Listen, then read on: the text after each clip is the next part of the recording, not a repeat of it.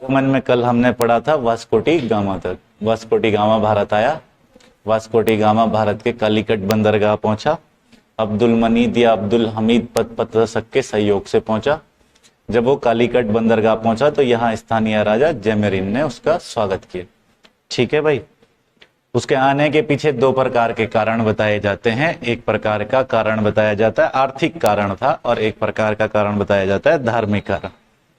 वास्कोटी gamma जब भारत आया तो वास्कोटी गामा के भारत आगमन के समय पे वहां कालीकट बंदरगाह जो था, उस कालीकट बंदरगाह का स्थानीय राजा जेमेरिन, जिसको हमने कल पढ़ा था, उसने वास्कोटी गामा का स्वागत किया, एक मेहमान की तरह स्वागत किया और कोई भी कमी उसके स्वागत में नहीं छोड़ी। वास्कोटी गामा जब भारत आया तो उस समय पे यहाँ पे अरबों का, या फिर हम कह सकते हैं जेनेवा, वेनिस, मिस्र, इन देशों के व्यापारियों का अधिकार तो था ही हिंद महासागर पे। तो अब वास्कोटी गामा भी व्यापार कर रहा है, वो भी व्यापार कर रहे हैं, तो एक व्यापारिक प्रतिस्पर्धा दोनों के बीच में तो रहेगी। ये व्यापारिक प्रतिस्पर्धा हमको देखने को लगातार मिलती रहती है। इसके बाद हम लोग देखते हैं कि कुछ प्रमुख पुर्तगाली गवर्नर हुए। जब वास्कोटी गामा आया, वास्कोटी गामा वापस गया, तो पुर्तगालियों ने कैसे कैसे अधिकार किया, क्या क्या चीजें रही, उन सब चीजों को हम पढ़ते रहेंगे, कुछ भी नहीं छोड़ेंगे इसमें।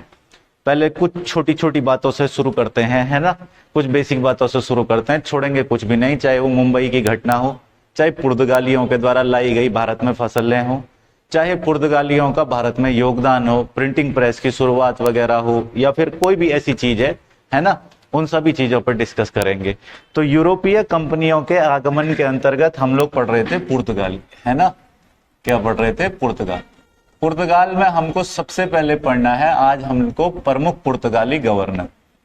तो प्रमुख पुर्तगाली गवर्नरों में भी हमारे पास एक सबसे पहले जो गवर्नर आए उनका हमको यहाँ विवरण देख लेना है थोड़ा सा। प्रमुख पुर्तगाली गवर्नर, जो महत्वपूर्ण चीजें जिसके बारे में रहेंगी उसको हम यहाँ पे डिस्कस करेंगे। सबसे पहले पुर्तगाली गवर्नर जो आए उनका नाम था फ्रांसिस्को डी अल्मीडा। क्या नाम था? Francisco de Almeida. पहला पुर्तगाली गवर्नर कौन हुआ? Francisco de Almeida. Francisco de Almeida ये सबसे पहला पुर्तगाली गवर्नर हुआ, सबसे पहले यहां पर आया। ठीक है भाई।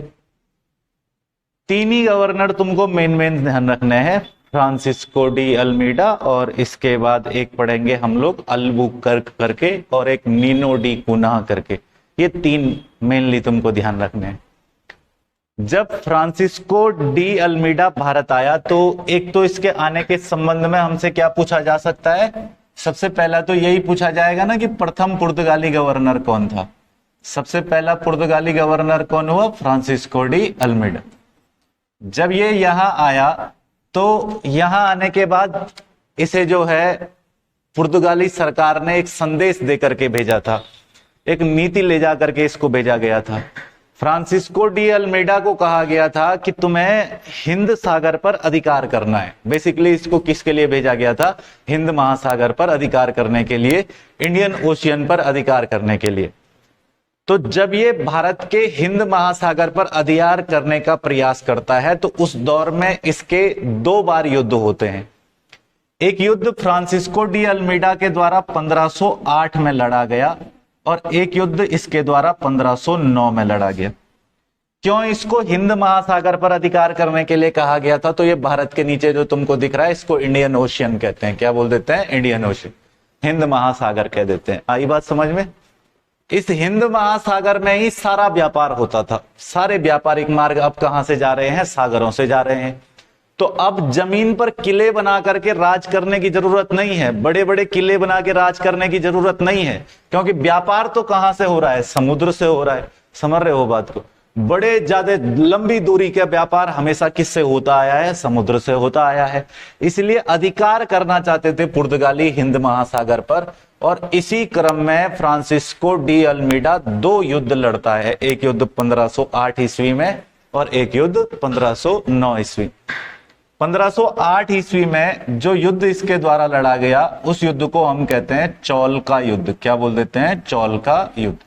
और इस चौल के युद्ध को फ्रांसिस्को डी अल्मीडा हार जाता है। इस युद्ध में क्या हो जाता है, हार जाता है। लेकिन 1509 के अंतर्गत मिस्र के राजा ममलुक करके एक व्यक्ति हुआ करता था उस समय पे, उसने एक जहाजी बेड़ा भेजा था जो है, तो उस जहाजी बेड़े को पार करने के लिए हिंद महासागर में जब वो जहाजी बेड़ा प्रवेश करता है, तो उसी जहाजी बेड़े के प्रवेश करने के साथ ही एक युद्ध हुआ था 1509 में फ्रांसिस्को डी अल्मीडा का, जिसको हम लोग कहते हैं दीव का युद्ध। कौन सा युद्ध, दीव का युद्ध।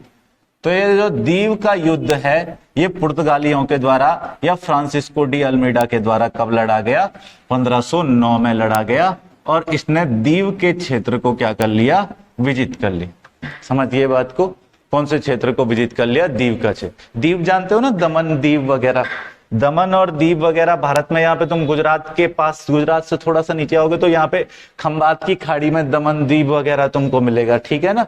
ये यूनियन टेरिटरी पहले अलग अलग थी, अब एक ही कर दिया है दमन दीव वगैरह को, केंद्र शासित प्रदेश है ना। तो दीव पर जो है दीव का युद्ध जो लड़ा, और उस युद्ध में फ्रांसिस्को डी अल्मीडा विजित रहा। तो मैं कह सकता हूं कि एक तो ये पहला पुर्तगाली गवर्नर है, सबसे पहला पुर्तगाली गवर्नर कौन हुआ, फ्रांसिस्को डी अल्मीडा। इसके द्वारा लड़ा गया युद्ध, पहला युद्ध कौन सा है, चौल का युद्ध, और चौल के युद्ध में ये हार गया। दूसरा युद्ध इसने 1509 के अंदर लड़ा, कौन सा युद्ध, दीव का युद्ध। इसको पुर्तगाल से भेजा काय को गया था, इसको पुर्तगाल से प्रतिनिधि बना करके भेजा गया था, और इसको काम दिया गया था कि तुम्हें हिंद महासागर पर अधिकार करना है। किस पर अधिकार करना है, हिंद महासागर। इसने हिंद महासागर पर अधिकार करने के लिए जिस नीति का प्रयोग किया वो थोड़ा ध्यान से समझ लेना। ये हिंद महासागर पर अधिकार करने के लिए एक नीति का प्रयोग करता है, इसी को हम लोग कहते हैं ब्लू वाटर पॉलिसी। क्या बोल देते हैं, ब्लू वाटर पॉलिसी। तो अगर तुमसे पेपर में पूछता है कि ब्लू वाटर पॉलिसी क्या है, तो ब्लू वाटर पॉलिसी का मतलब है हिंद महासागर पर अधिकार करने की नीति। पूछेगा ये कौन सा पुर्तगाली गवर्नर लेकर के आया था ब्लू वाटर पॉलिसी, तो फ्रांसिस्को डी अल्मीडा ये लेकर के आया था ब्लू वाटर पॉलिसी। मैंने तुम्हें कहा ना, पुर्तगालियों का वचन था, इन्होंने कहा था कि हमें बड़े बड़े किले भारत की भूमि पर नहीं बनाने हैं भारत से व्यापार करने के लिए। क्यों, क्योंकि व्यापार कहां से हो रहा है, समुद्र से हो रहा है, तो हमें इस समुद्र पर अधिकार चाहिए, है ना। हमें भूमि पर अधिकार करके कुछ नहीं हासिल करना है, हमें क्या चाहिए, समुद्र चाहिए।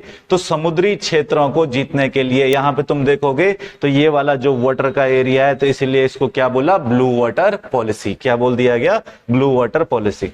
तो अगर पूछ रहा है ब्लू वाटर पॉलिसी क्या है, तो हिंद महासागर पर पुर्तगालियों के अधिकार करने की नीति को क्या बोलते हैं, ब्लू वाटर पॉलिसी कहते हैं। समझ गए इतना। ये तो था Francisco de Almeida. Francisco de Almeida में बस इतना ही फिलहाल ध्यान रखो, और कार्य जो जो है वो हम अलग अलग खंड करके पढ़ते रहेंगे, ठीक है। इसके बाद एक फ्रांसीसी गवर्नर आया, सॉरी पुर्तगाली गवर्नर आया, जिसका नाम था अल्बुकर्क। क्या नाम था, अल्बुकर्क, ठीक है भाई। तो इसके बारे में थोड़ा सा हम लोग देख लेते हैं, ये कौन है, क्या क्या इसने किया। अल्बुकर्क को भारत में पुर्तगाली शक्ति का वास्तविक संस्थापक कहा जाता है। अगर तुमको पूछ लेगा कि भारत में पुर्तगाल के साम्राज्य का वास्तविक संस्थापक या पुर्तगाली शक्ति का वास्तविक संस्थापक किसको कहा जाता है, तो क्या बोलना है, अल्बुकर्क को। किसको कहा जाता है, अल्बुकर्क। अल्बुकर्क को वास्तविक संस्थापक कहा जाता है। क्यों कहा जाता है इसको वास्तविक संस्थापक, तो इसके पीछे कई कारण हैं, थोड़ा ध्यान से समझना। जैसे हम लोग इतिहास में पढ़ते होंगे संस्थापक तो बहुत जगह पढ़ते हैं हम लोग, जैसे श्रीगुप्त गुप्त वंश का संस्थापक, चंद्रगुप्त प्रथम वास्तविक संस्थापक, जैसे मतलब मुगल काल का संस्थापक बाबर, वास्तविक संस्थापक अकबर, है ना। जैसे मतलब दिल्ली सल्तनत का संस्थापक कौन, कुतुबुद्दीन ऐबक, वास्तविक संस्थापक कौन, इल्तुतमिश। समझ रहे हो बात को। तो एक संस्थापक होता है, एक वास्तविक संस्थापक होता है, वास्तविक रूप से जिसने साम्राज्य की स्थापना की हो। फ्रांसिस्को डी अल्मीडा जो आया था तो उसने अपने साम्राज्य की शुरुआत की थी, इसने अपने साम्राज्य की क्या कर दी थी, स्थापना कर दी थी, ठीक से। अल्बुकर्क ने क्या क्या किया, तो उसमें हमारे पास सबसे पहले तो एक विवरण आता है कि अल्बुकर्क के द्वारा अलग अलग क्षेत्रों को जीता गया। इस क्षेत्र को थोड़ा ध्यान से देख लोगे। आगे मैं तुम्हें पढ़ाऊंगा 1510 में बीजापुर के शासक आदिल शाह से युद्ध हुआ। अभी मैं ऐसा कुछ नहीं बता रहा हूं, फिलहाल यहाँ पे ध्यान देना। यहाँ पे एक क्षेत्र है भारत का गोवा। कौन सा क्षेत्र है? गोवा। यहाँ पे है स्ट्रेट ऑफ मलक्का। कौन सा क्षेत्र है? Straight of Malacca. यानी यहाँ पे कौन सा क्षेत्र है? मैं नाम लिख देता हूं डायरेक्ट, है ना। यहाँ पे है मलक्का जल संधि। कौन सी जल संधि है? मलक्का जल संधि। ठीक हो गया। यहाँ पर कौन सा क्षेत्र है? गोवा का। कौन सा क्षेत्र है? गोवा। और यहाँ पे एक क्षेत्र है जो तुमको यमन, ओमान वगैरह ये वाला क्षेत्र दिख रहा है। इस क्षेत्र में एक इलाका आता है जिसको हम लोग कहते हैं होर्मुज जल संधि। क्या बोल देते हैं इसको? होर्मुज जल संधि। तो होर्मुज, इन 3 क्षेत्रों को इसने जीत लिया मेनली। जैसे ही इसने इन 3 क्षेत्रों को जीता, इन 3 क्षेत्रों को जीतने का साल अलग अलग है, चाहो तो तुम ध्यान रख लेना। 1510 में इसने गोवा को जीता। कौन से क्षेत्र को जीता था? गोवा। गोवा को कब विजित कर लिया? तो 1510 में। 1511 में इसने मलक्का को विजित कर लिया और 1515 के आसपास इसने होर्मुज को विजित कर लिया। ठीक है। इससे क्या होगा? जो स्पेनिश लोग इस क्षेत्र में हैं, वो मलक्का की जल संधि से ही हिंद महासागर में प्रवेश करते थे। इस तरफ वाले पूर्वी देश कहां से करते थे? मलक्का जल संधि से प्रवेश। तो मलक्का में रास्ता रोक दिया। इधर वाले जितने देश थे, मिस्र वगैरह वगैरह, जितने भी यहाँ पे देश थे, जितने बड़े देश थे, तुर्क वगैरह वगैरह के देश, अरब के जो देश हैं, वो देश आते थे तो वो इसी जल संधि पे आते थे जिसको होर्मुज जल संधि कहते हैं। आई बात समझ में? और गोवा इसके अधिकार क्षेत्र में आ ही गया। इन 3 क्षेत्रों पर अधिकार करने के बाद इन्होंने हिंद महासागर के क्षेत्र पर अपना नियंत्रण बना दिया पूरे तरीके से पुर्तगालियों, क्योंकि 3 ही मेन रास्ते थे, एक मलक्का, एक होर्मुज, और नियंत्रण करने के लिए इन्होंने गोवा को भी जीत लिया। जैसे ही इन्होंने इन 3 क्षेत्रों को जीता, 1510 में गोवा को, 1511 में मलक्का को और 1515 में होर्मुज को, इन 3 क्षेत्रों को जीता। इन तीनों क्षेत्रों को जीतने के बाद इन्होंने कर लिया हिंद महासागर पर पूरा का पूरा नियंत्रण। ठीक है भैया, पूरा नियंत्रण कर दिया। हिंद महासागर पर संपूर्ण रूप से नियंत्रण करने वाला व्यक्ति कौन हुआ? तो अल्बुकर्क। पूछेगा पूर्ण रूप से हिंद महासागर को किसने जीत लिया? तो क्या बोलना है? अल्बुकर्क के द्वारा जीत लिया गया। अच्छा, इसने कौन कौन से क्षेत्रों पर अधिकार किया? तो 1510 में इसने अधिकार कर लिया कौन से क्षेत्र पर? गोवा पर। अभी युद्ध वगैरह छोड़ो, मैं पढ़ाऊंगा। ठीक है, किसके साथ, मतलब 1510 में कौन सा क्षेत्र जीत लिया? गोवा का। 1511 में इसने मलक्का का क्षेत्र जीत लिया। कौन सा क्षेत्र जीत लिया? मलक्का। मलक्का का क्षेत्र जीत लिया। और 1515 ईस्वी के आसपास इसने कौन सा क्षेत्र जीत लिया? होर्मुज का क्षेत्र। और होर्मुज, मलक्का और गोवा, इन तीनों को जीतने के बाद इसका अधिकार हो गया कौन से महासागर पर? हिंद महासागर। हिंद महासागर पर पूरे तरीके से पुर्तगालियों का अधिकार हो गया। जैसे ही यहां पे पुर्तगालियों का अधिकार होता है, तो ये हिंद महासागर के अंतर्गत जिस सिस्टम की शुरुआत करते हैं, उस सिस्टम को हम कहते हैं कार्टेज सिस्टम। क्या बोल देते हैं? कार्टेज सिस्टम। ये एक सिस्टम की शुरुआत करते हैं जिसको हम लोग क्या बोलते हैं? कार्टेज सिस्टम। क्लियर है? तो अल्बुकर्क के द्वारा कार्टेज सिस्टम की शुरुआत की जाती है। कार्टेज सिस्टम क्या था? तो अगर किसी भी अन्य व्यक्ति को, पुर्तगालियों के अलावा अगर किसी भी दूसरे देश को हिंद महासागर में प्रवेश करना है, तो कार्टेज यानी उनको जो है पुर्तगालियों से लाइसेंस की जरूरत पड़ती थी। किसकी जरूरत पड़ती थी? लाइसेंस।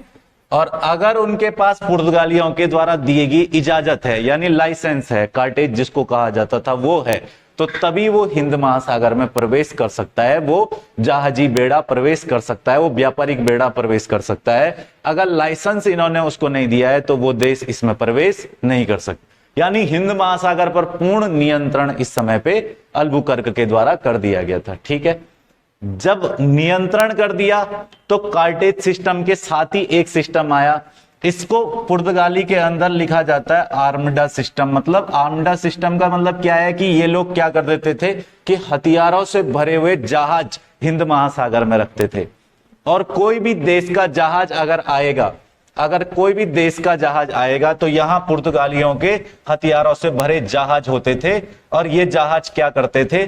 उस जहाज के पीछे पीछे वहां तक चलते थे जहां से उसे सामान उठाना है और जहां तक उसे सामान छोड़ना है। ये लोग ऐसा क्यों करते थे? ताकि उस जहाज पर पूरा नियंत्रण बना करके रख सकें, और अगर वो जहाज किसी भी तरीके की गड़बड़ करे या कहीं पर भी अधिकार करने की कोशिश करे तो ये लोग पूरे उस क्षेत्र में मतलब पूरे तरीके से ऐसा नियंत्रण बना के रखते थे। उसके पीछे एक काफिला चला के रखते थे, एक हथियारों से भरे जहाज का काफिला चला के रखते थे कि वो किसी भी तरीके का युद्ध ना कर सके या नियंत्रण ना कर सके। समझ रहे हो बात को? तो इस स्थिति को, ये दो नीतियां अगर तुमको पूछ रहा है आमडा क्या है, तो ये था हथियारों से भरे हुए जहाज। क्या होते थे ये? हथियारों से भरे हुए जहाज।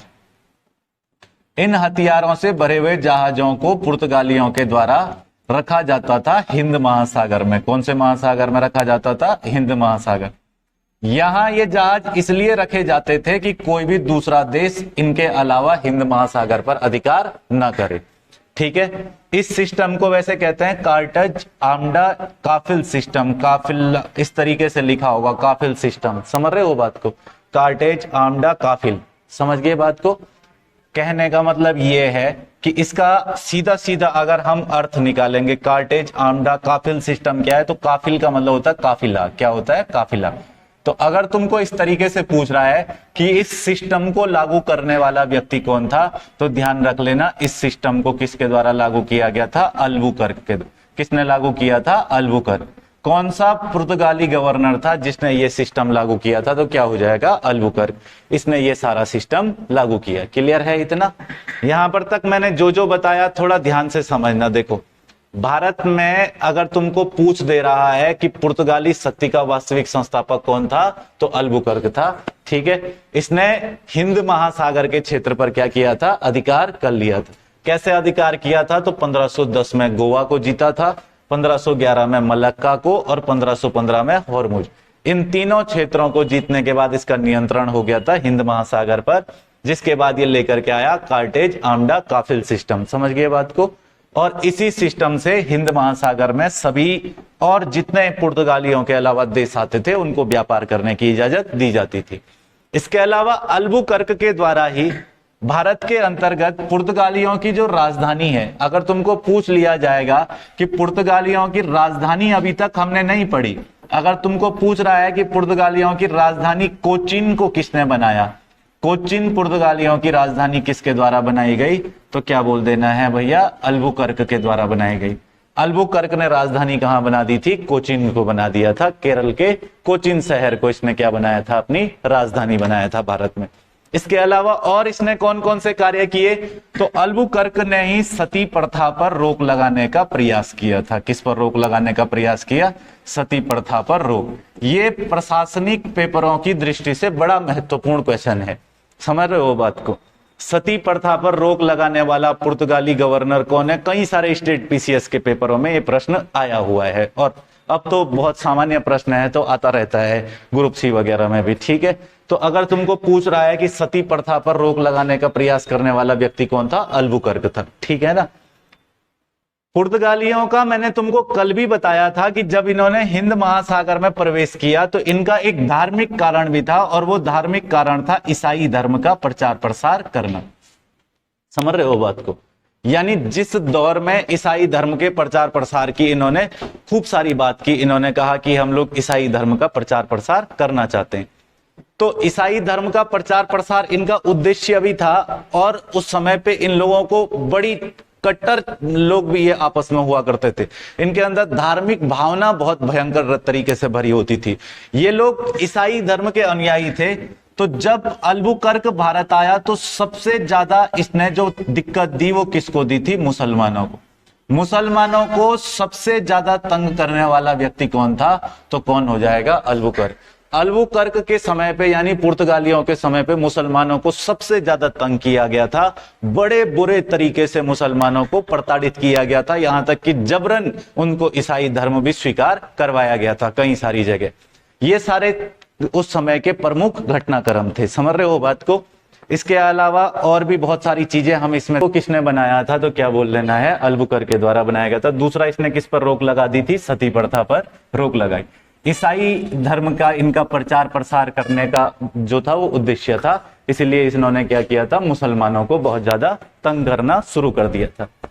यहां तक कि इनके समय से ऐसी भी घटनाएं हुई है और ऐसा प्रश्न भी पहले परीक्षा में पूछा जा चुका है कि वो कौन सा पुर्तगाली गवर्नर था जिसने पुर्तगालियों को भारतीय स्त्रियों से विवाह करने के लिए प्रोत्साहित किया।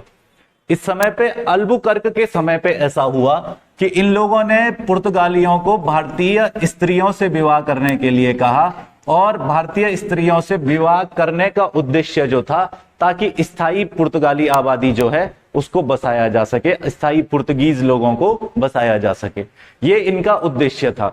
तो इनके इसके समय में जो जो महत्वपूर्ण चीजें हुई थी वो मैंने यहां पर तुमको बताई। इसके बाद एक पुर्तगाली गवर्नर आया, अगला पुर्तगाली गवर्नर अल्बुकर्क के द्वारा, जिसको हम लोग कहते हैं नीनो डी कुन्हा। क्या बोल देते हैं? Nuno da Cunha, da Cunha. ठीक है भाई, एक ये पुर्तगाली गवर्नर आया, यही लास्ट हमको पढ़ना है और इसके बारे में पढ़ना ज्यादा कुछ भी नहीं है। एक बस इतना ध्यान रख लेना कि ये वो पुर्तगाली गवर्नर था जो पुर्तगालियों की राजधानी कोचीन से हटा करके गोवा ले जा देता है। कौन सी जगह ले जा देता है? गोवा। अब तुमको पूछेगा कोचीन से राजधानी गोवा कौन लाया था, तो कोचीन से गोवा लाने वाला व्यक्ति था नीनो डी कुन्हा। याद रहेगा इतना, नीनो डी कुन्हा के द्वारा राजधानी कहां से लाई गई थी? कोचीन से गोवा। अच्छा, राजधानी कोचीन को किसने बनाया था, किसके समय पे बताया? अल्बुकर्क ने बनाया था, है ना। और इसको गोवा लेकर के आने वाला व्यक्ति कौन था? नीनो डी कुन्हा था। ठीक है भाई, अभी यहां तक मैंने तीनों पुर्तगाली गवर्नर का जो है वो थोड़ा बहुत जो मतलब चीजें इसके अंदर आने वाली हैं वो चीजें तुमको यहां पे बताई। अब हमारे पास इसके अंदर आगे जो चीजें आती है वो आता है पुर्तगालियों का भारतीयों से युद्ध वगैरह।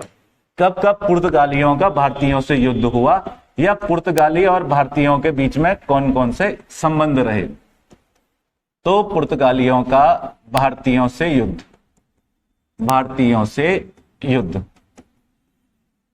पुर्तगालियों का भारतीयों से युद्ध। क्लियर है इतना? भारतीयों से युद्ध वगैरह कब कब हुआ या क्या क्या हुआ, तो इसको थोड़ा सा समझो, ध्यान दो यहां पे सामने। अगर पुर्तगालियों का भारतीयों से युद्ध पूछ रहा है तो सबसे पहले तुमको ध्यान रखना है 1510 का साल। कौन सा साल याद रखना है? 1510। 1510 में बीजापुर के शासक थे जिनका नाम था आदिल शाह। बीजापुर का शासक कौन था? आदिल शाह। आदिल शाह बीजापुर का शासक था और आदिल शाह को 1510 में अल्बुकर्क के द्वारा, किसके द्वारा? अल्बुकर्क के द्वारा गोवा देने के लिए जो है ना, इनसे गोवा छीनने के लिए, आदिल शाह से गोवा छीनने के लिए पुर्तगाली गवर्नर अल्बुकर्क ने बड़ा प्रयास किया। तो आदिल शाह और अल्बुकर्क के बीच में एक युद्ध हुआ। इस युद्ध में आदिल शाह हार गया और अल्बुकर्क ने 1510 में इस प्रकार प्राप्त किया था कौन सा क्षेत्र? गोवा। जो मैंने बताया है कि 1510 में गोवा को जीत लिया। तो अगर तुमको पूछेगा कि पुर्तगालियों को गोवा किसने दिया था, तो बीजापुर के शासक आदिल शाह ने दिया नहीं था, बल्कि इन्होंने युद्ध से लिया था, छीना था इनसे। ठीक है ना, युद्ध से इनके द्वारा लिया गया था। आगे चल करके एक शासक हुए गुजरात में जिनका नाम था बहादुर शाह। क्या नाम था? बहादुर शाह।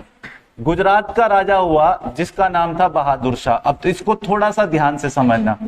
गुजरात का शासक बहादुर शाह, ये जो बहादुर शाह नाम का शासक था, इसका मुगल साम्राज्य से कांटा बना हुआ रहता था। मुगल साम्राज्य से इसकी बिल्कुल भी नहीं बनती थी। और ये कहां का राजा था? गुजरात का। तो इसके साम्राज्य में एक क्षेत्र पड़ता था, यहां पर हम जिस क्षेत्र की बात कर रहे थे, तो ये गुजरात का क्षेत्र है हमारा। और इसी के पास में एक क्षेत्र पड़ता था बसीन का क्षेत्र। कौन सा क्षेत्र पड़ता था? बसीन। तो इसी के साम्राज्य के अंदर आता था बसीन का क्षेत्र। समझ रहे हो बात को? और मुगलों से इसकी बिल्कुल नहीं बनती थी, तो पुर्तगालियों से अच्छे संबंध रखने के लिए इसने बसीन का क्षेत्र किसको दे दिया था? पुर्तगालियों। गुजरात के शासक बहादुर शाह ने बसीन का क्षेत्र किसको दे दिया था? पुर्तगाली। समझ रहे हो बात को? और बाद में पुर्तगालियों से ही इनका पंगा हो गया। पुर्तगालियों से ही बाद में इनका इसी बसीन को लेकर के युद्ध हो गया। इसी बसीन को लेकर के दोनों के बीच में कुछ मतभेद हो गए, पुर्तगालियों के बीच में और बहादुर शाह के बीच में। तो जब पुर्तगाली गवर्नर नीनो डी कुन्हा था, तो उसी समय पे बहादुर शाह और पुर्तगालियों के बीच में बड़े डिस्प्यूट चल रहे थे। तो पुर्तगालियों ने इन्हें बुलाया, आ जाओ मुलाकात करते हैं, बात करके इस बात बनेगी। तो इनको मतलब ये बात करने के लिए गए, मीटिंग करने के लिए गए और इनको जहाज में बुलाया, एक जहाज में जहां पे इनको मीटिंग के लिए बुलाया। ये गए तो मीटिंग करने के लिए थे, लेकिन इनको जहाज से उठा करके फेंक दिया समुद्र में और इनकी मृत्यु इसी तरीके से हो गई थी। ठीक है, तो बसीन वाला जो क्षेत्र था वो जब बाद में पंगा होने लगा तो बहादुर शाह को जहाज में बुलाया मीटिंग के बहाने और इनको फेंक दिया समुद्र में। ठीक है, तो इनकी हो गई मृत्यु। आगे चल करके हम लोग एक साम्राज्य पढ़ते हैं, मराठा साम्राज्य। कौन सा साम्राज्य पढ़ते हैं? मराठा। मराठाओं की शक्ति बाजीराव के समय पे बहुत अत्यधिक बढ़ी हुई थी। अगर हम लोग देखेंगे तो बाजीराव के समय पे कहा जाता था, बाजीराव प्रथम के समय पे कहा जाता था कि मराठाओं का साम्राज्य जो है वो कटक से अटक तक फैलेगा, है ना। कटक उड़ीसा में है, ठीक है, और अटक अफगानिस्तान। तो मराठाओं का जो क्षेत्र है वो कहां से कहां तक फैलेगा? कटक से और अटक तक। कटक से अटक तक मराठा फैलेंगे, मतलब मराठाओं का वो वाला जोश था। कटक उड़ीसा के अंतर्गत है, सुभाष चंद्र बोस का जन्म वहां हुआ है तो सभी को पता होगा, है ना। चावल अनुसंधान केंद्र है कटक के अंदर भारत का। तो वहां से लेकर के और अफगानिस्तान के अटक तक का जो क्षेत्र है, मराठा इस क्षेत्र तक को जीतना चाहते थे। तो जब बाजीराव प्रथम बाजीराव थे उस समय पे, तो उसके समय पे इनके दरबार में एक सेनापति था या एक मराठा सरदार हम कह सकते हैं, जिसका नाम था चिन्ना अप्पा। क्या नाम था? चिन्ना अप्पा। बाजीराव के दरबार में एक मराठा सरदार थे जिनका नाम था चिन्ना अप्पा। ये चिन्ना अप्पा पुर्तगालियों से युद्ध करते हैं और पुर्तगालियों से युद्ध करते हुए इन्होंने 2 क्षेत्रों को पुर्तगालियों से छीन लिया था। तो पुर्तगालियों को पहली बार किसी को कुछ देना पड़ा था, जिसको देना पड़ा था वो कौन थे? मराठा। बाकी उन्होंने सबसे लिया ही था। अभी तक पुर्तगाली केवल जीत ही रहे थे क्षेत्रों को, लेकिन 1739 के अंतर्गत मराठा सरदार चिन्ना अप्पा के द्वारा पुर्तगालियों पर हमला किया गया। और हमला करते हुए एक तो बसीन का जो क्षेत्र था, जो बहादुर शाह ने दिया था, अभी बताया ना मैंने, एक बसीन का क्षेत्र, और बसीन के अलावा दूसरा क्षेत्र था सालसेट का। कौन सा क्षेत्र था? सालसेट। सालसेट, इन दोनों क्षेत्रों पर अधिकार हो गया किसका? मराठाओं का। मराठाओं ने इन दोनों क्षेत्र पर आधिपत्य कर लिया। और किससे छीना था ये दोनों क्षेत्र? पुर्तगाली। ठीक है, यहां तक बात समझ हुई। अब देखो, हमने अभी तक तो केवल ये पढ़ा कि क्या क्या भारतीयों के साथ रहा दिक्कत वगैरह, भारतीयों के साथ पुर्तगालियों का कब कब कौन कौन सा पंगा हुआ। तो सबसे पहले मैंने बताया 1510 में बीजापुर के शासक आदिल शाह से क्या छीन लिया था? गोवा छीन। ये किसने छीना था? अल्बुकर्क। ठीक है, दूसरा यहां पे मैंने बताया कि गुजरात का शासक था कौन? बहादुर शाह। इसने बसीन का क्षेत्र दे दिया था किसको? पुर्तगालियों को। और बाद में इसी बसीन को लेकर के पुर्तगाली और इनके बीच में हो गई लड़ाई।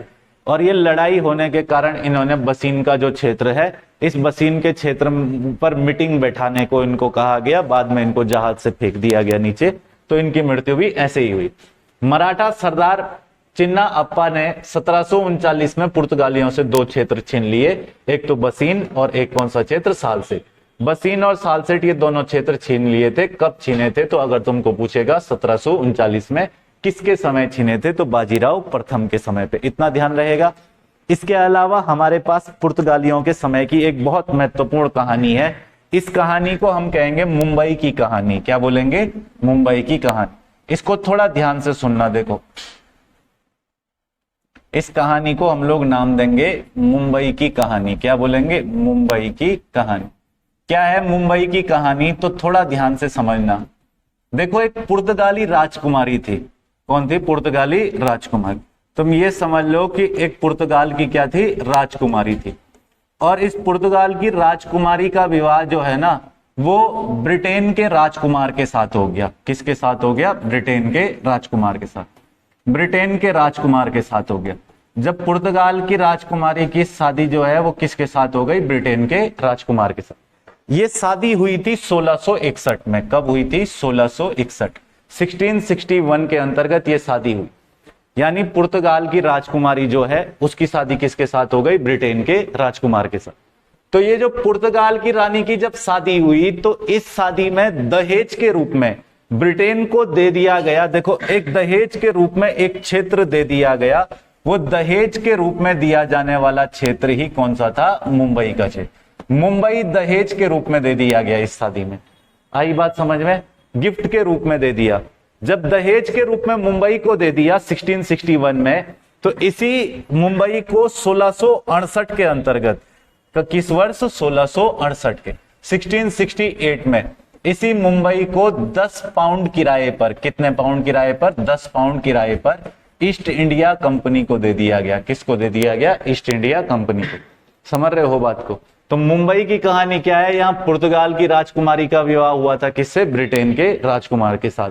और जब शादी हुई तो दहेज में क्या दे दिया? मुंबई का क्षेत्र दे दिया, ठीक है।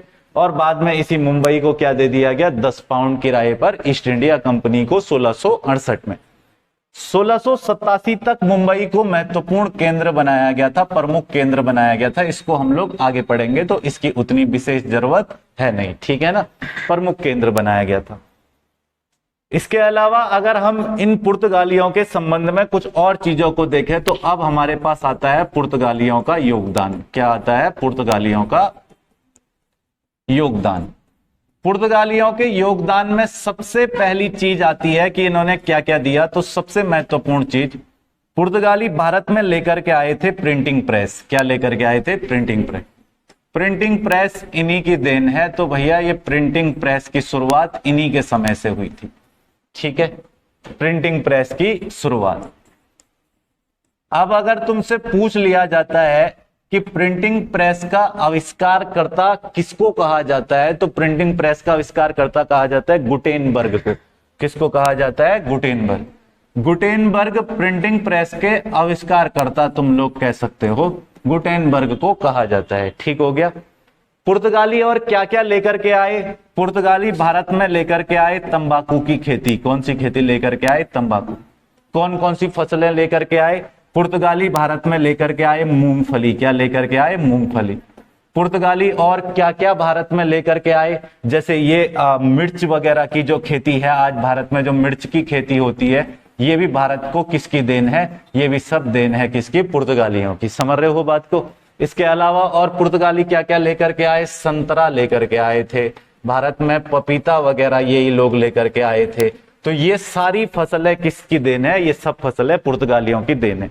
तुमको ना बस ऐसे ध्यान रखना है कि तुमको एक शब्द लिखना है MKOPTA। समझ गए बात को? इसको ना तुम ऐसे ध्यान रख लेना, मलाई कोफ्ता, ठीक है ना। हाँ, तुम इसको ऐसे याद रख लेना। एम से तुम याद रख लेना मूंगफली। क्या याद रखोगे? मूंगफली, ठीक है भाई। के से याद रख लेना काजू। क्या लेकर के आए थे? काजू। ओ से ऑरेंज यानी संतरा। क्या लेकर के आए थे? संतरा। समझ गए बात को? पी से तुमको याद रखना है पपीता, पपाया लेकर के आए थे, ठीक है। इसके अलावा टी से तुमको याद रखना है तंबाकू। क्या लेकर आए थे? तंबाकू, ठीक है भाई। और ए से और क्या लेकर के आए थे? तो आलू। क्या लेके आए थे? आलू, ठीक है। तो इस ट्रिक से तुम याद रख सकते हो कि पुर्तगाली भारत में क्या क्या लेके आए थे। इस ट्रिक को बोलते हैं मलाई कोफ्ता, ठीक है। मलाई कोफ्ता लेके आए थे वहां, मतलब तुम पता चल रहा ट्रिक भूल गए, रात खाली मलाई कोफ्ता याद रहा, पुर्तगाली मलाई कोफ्ता लेके आए थे, ऐसा मत करना, ठीक है ना। मतलब पुर्तगाली एम कोफ्ता लेके आए थे, ये याद रख लेना। एम का मतलब मूंगफली हो। ये क्वेश्चन में इतना डिटेल में क्यों यहाँ पे डिस्क्राइब कर रहा हूं, तो एक बात समझो। एक प्रश्न आता है कि वैदिक काल में निम्नलिखित में से कौन सी फसलें नहीं थी? 1, 2, 3 और 4 ऑप्शन दे देता है। समझ गए बात को? या प्रश्न आता है कि सिंधु घाटी सभ्यता में, इंडस वैली सिविलाइजेशन में, निम्नलिखित में से कौन सी फसल से सिंधु घाटी सभ्यता के लोग परिचित नहीं थे? ऐसा क्वेश्चन आता है। इतिहास का विशेष अनुभव और इतिहास विषय की विशेष जानकारी ये कहती है कि जब भी ऐसा क्वेश्चन आया है कि कौन सी फसल वैदिक काल से संबंधित नहीं है या कौन सी फसल इंडस वैली सिविलाइजेशन, सिंधु घाटी सभ्यता से संबंधित नहीं है, तो उसमें 3 फसलें जो होंगी वो कोई और फसल दी होगी और एक फसल इनमें से कोई एक दी होगी। तो तुम भी जानते हो कि भारत में वैदिक काल लगभग 600 से और 1500 ईसा पूर्व चला। उससे पहले भारत में सिंधु घाटी सभ्यता थी 2500 ईसा पूर्व से 1750 ईसा पूर्व तक। और भारत का इतिहास अगर हम तब से मैच करें अब तक तो लगभग 3000 साल का गैप आ गया है। समझ रहे हो बात को? तो 3000 साल का अंतराल है दोनों फसलों में, तो निश्चित बात है कि ये फसल तब नहीं रही होगी। इसलिए ये फसल याद रखनी है ऐसे क्वेश्चनों के लिए। समझ गए बात को? इसके अलावा पुर्तगाली क्या लेकर के आए थे? तो पुर्तगालियों ने ही भारत में की थी जहाज निर्माण की शुरुआत। किसकी शुरुआत की थी? जहाज निर्माण की शुरुआत। अगर पूछ लेगा भारत में जहाज निर्माण की शुरुआत किसके द्वारा की गई थी, तो भारत में जहाज निर्माण की शुरुआत करने वाले भी कौन थे? पुर्तगाली। समझ गए इतना? यहां तक कोई दिक्कत तो नहीं है किसी को भाई? जो बताया बात समझ में आई? सबसे पहले क्या बताया था? प्रमुख पुर्तगाली गवर्नर। तो सबसे पहला पुर्तगाली गवर्नर कौन आया? Francisco de Almeida. ये पहला पुर्तगाली गवर्नर था। ठीक है, अगर इसके बारे में पूछ लिया जाता है इसने कौन सा युद्ध लड़ा था? 1508 में चौल का युद्ध और 1509 में दीव का युद्ध। दीव के युद्ध में ये विजित हो गया था। ठीक है, दीव पर इनका अधिकार हो गया। इसने हिंद महासागर को जीतने के लिए कौन सी पॉलिसी लेकर के आया था? Blue water policy. कौन लेकर के आया था? तो फ्रांसिस्को डी अल्मीडा। अल्मीडा के बाद अगला पुर्तगाली गवर्नर कौन हुआ? अल्बुकर्क। अल्बुकर्क भारत में पुर्तगाल की शक्ति का क्या बोला जाता है? वास्तविक संस्थापक कहा जाता है। ठीक है ना? इसके द्वारा कौन से क्षेत्र पर अधिकार कर लिया गया था? हिंद महासागर। कैसे अधिकार किया गया था हिंद महासागर में? तो 1510 में जीता गोवा को, 11 में जीता मलक्का को, 15 में जीता होर्मुज को। तीनों क्षेत्र जीतने के बाद किस पर अधिकार हो गया? हिंद महासागर। समझ गए? हिंद महासागर को जीतने के बाद ये लेकर के आए थे कार्टेज एम्डा कैफिल सिस्टम, है ना? इसका मतलब क्या था कि अगर किसी को हिंद महासागर में व्यापार करना है तो उसे लाइसेंस चाहिए होगा, और वो लाइसेंस कौन देंगे? पुर्तगाली देंगे। समझ गए बात को? दूसरा क्या कि हथियारों से भरे हुए जहाज जो है वो सारे बेड़े के साथ, कोई भी व्यापारिक बेड़ा आएगा उसके साथ जाएंगे ताकि वो हिंद महासागर में विद्रोह न कर सके। अगला पुर्तगाली गवर्नर जो आया यहाँ पे, मतलब अल्बुकर्क के समय में क्या क्या हुआ? तो ये राजधानी बनाता है कोचीन को। किसको बनाता है? कोचीन। इसने सती प्रथा पर रोक लगाने का प्रयास किया। कहेगा मुसलमानों को तंग करने वाला सबसे ज्यादा तंग किसके समय किया गया? तो अल्बुकर्क के समय पे। इसके अलावा अगर तुमको पूछ लिया जाएगा कि भारतीय स्त्रियों से विवाह करने को प्रोत्साहित किसके समय पे पुर्तगालियों को किया गया? तो अल्बुकर्क के समय में, ताकि भारत में स्थायी पुर्तगाली आबादी को बसाया जा सके। ठीक है, इसके अलावा अगला पुर्तगाली गवर्नर कौन हुआ? नुनो डी कोना। और ये भारत की राजधानी कोचीन से कहां ले गया था? गोवा ले गया था। बस इतना तुमको इसमें याद रख लेना है। पुर्तगालियों का भारतीयों से युद्ध वगैरह अगर देखे तो 1510 में बीजापुर के शासक आदिल शाह से छीन लिया गोवा। बहादुर शाह के साथ बसीन को लेकर के विवाद था। बाजीराव प्रथम के समय चिन्ना अप्पा ने बसीन और सालसेट ये दो क्षेत्र छीन लिए थे 1739 में पुर्तगालियों से। मुंबई की क्या कहानी है? तो 1661 में पुर्तगाली राजकुमारी का विवाह हुआ था ब्रिटेन के राजकुमार के साथ, और मुंबई दे दिया गया था दहेज में। 1668 में 10 पाउंड किराए पर किसको दे दिया गया? East India company. पूछेगा पुर्तगालियों का क्या क्या योगदान है? तो प्रिंटिंग प्रेस की शुरुआत। आविष्कारक कौन है इसका? गुटेनबर्ग। क्या क्या इन्होंने खेती शुरू की थी? तो मूंगफली की, काजू, संतरा, ये सब भारत में कौन लेकर के आए थे? पुर्तगाली लेकर आए। और जहाज निर्माण की शुरुआत वगैरह, या फिर यूरोप की यांत्रिकी घड़ियां वगैरह, ये सब किसकी देन है? यूरोप की यांत्रिकी घड़ी वगैरह भी अगर पूछे तो वो भी किसकी देन है? तो वो सब देन है पुर्तगालियों की। क्लियर है इतना? बात समझ आई? चलो इसको थोड़ा सा जो कल लिखवाना रह गया था उसको निकालो पहले। तो कहां पे तक था ये? देखा